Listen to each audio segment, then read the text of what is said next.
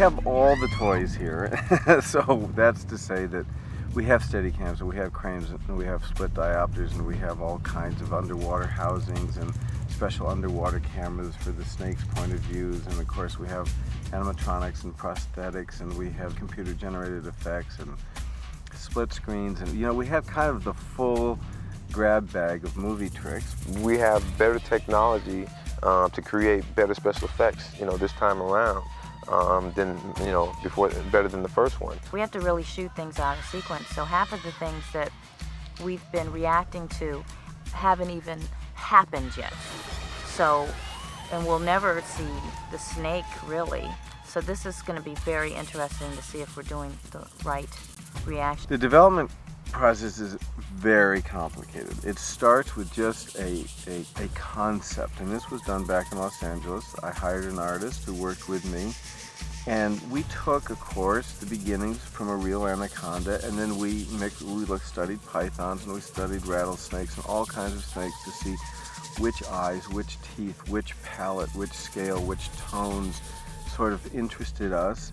And we didn't want it to be a dinosaur, and we didn't want it to look like something other than a reptile. But we wanted to make it a little bit smarter than what an actual anaconda head looks like, and a little bit more awake and alive. I guess what we all learnt early in the design process was that real anacondas look quite bizarre and comical. You know, they're terrifying animals, but their countenance is a little bit of a joke. And so in a film where you need the animal to portray its persona, Dwight certainly wanted that to come across in its appearance. So there's been subtle modifications made to the head of the anaconda, but it's certainly always remained within the boundaries of other precedents in nature with snake specimens. We haven't gone off and turned it into an alien monster. Our snake is a character. It is not a frame-for-frame reproduction of an anaconda, but it's all based on the teeth are exactly the same, the inside of the mouth and the palate is the same, the way the eye is set is the same, and then we take these little licenses, subtle, that make it seem more like a thinking creature. Well, things have moved on since the first anaconda production, so those technologies that we used then have been surpassed in the digital area at least. And so its relevance was simply that a standard was set then, and the producer and the director wanted to bring those standards into line with contemporary standards, I guess, and improve upon it. So that requirement for an improvement is always music to the ears of an effects person. Well, I think our dependence on animatronics has come down from what they needed on the first movie. But at the same time, there are certain moments of interaction between the snake or the monster and the characters that have to be accomplished in that fashion. It's a very, very complex animal to emulate, and for that reason, you know, we're going to use a combination of technologies to do it. Certainly there's a heavy reliance on CGI, but we also have a prosthetic component, prop component to it.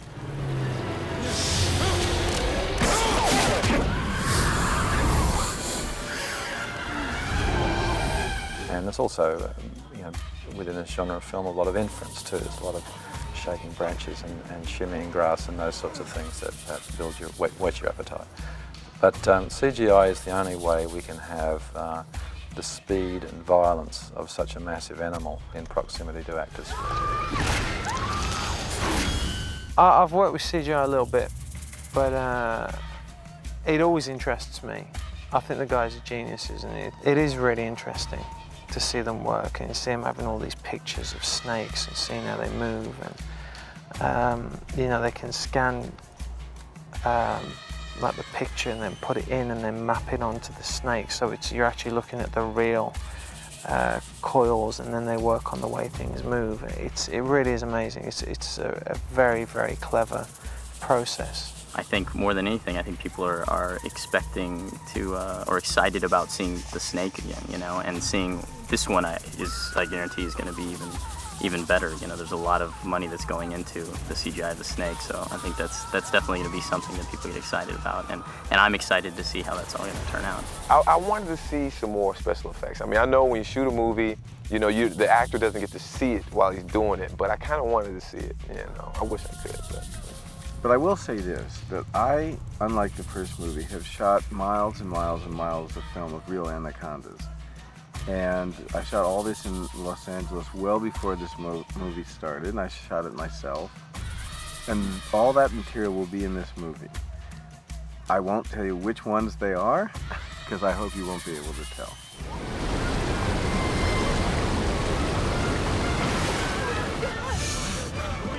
Everybody, hang on!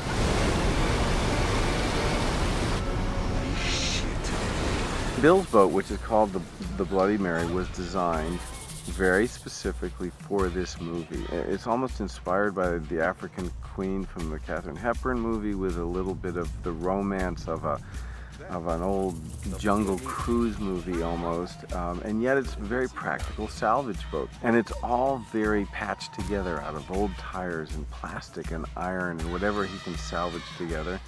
And it's just dripping with character. But the detail that's important for the movie is that these rivers are very, very shallow here. So the boat had to be designed to take very little draft in order for us to make a movie in these very shallow rivers. So it's really quite an engineering feat that we've been able to get this quite sizable boat into these very kind of interesting locations. A real boat honestly wouldn't go in there at all. Oh man, is that our ride? Look at the bright side, Cole. At least the weather's nice. The first big visual effects event in the film that I'm associated with has little to do with the snake. It has to do with the heroes of the film getting into a situation of jeopardy and a one-way ticket into the middle of the jungle. We wake up and the worst has happened. The storm is there, the water's risen, and we are missing our turn, which is going to put us in great danger near a huge waterfall. And that is where our real problems start. Unfortunately, we lose the boat and we're sort of stuck. And we have to come together as an ensemble and figure out how we can continue. And a few of us, really the only priority is not only safety, but still trying to get this expedition going. Once that boat goes over the waterfall, I think it's a wrap, you know, because I'm not even sure where the money is. I mean, with the 25, I'm sure it's on the boat. And I know they're not going to give me the other 25 now because I'm not going to be able to get them to the flower.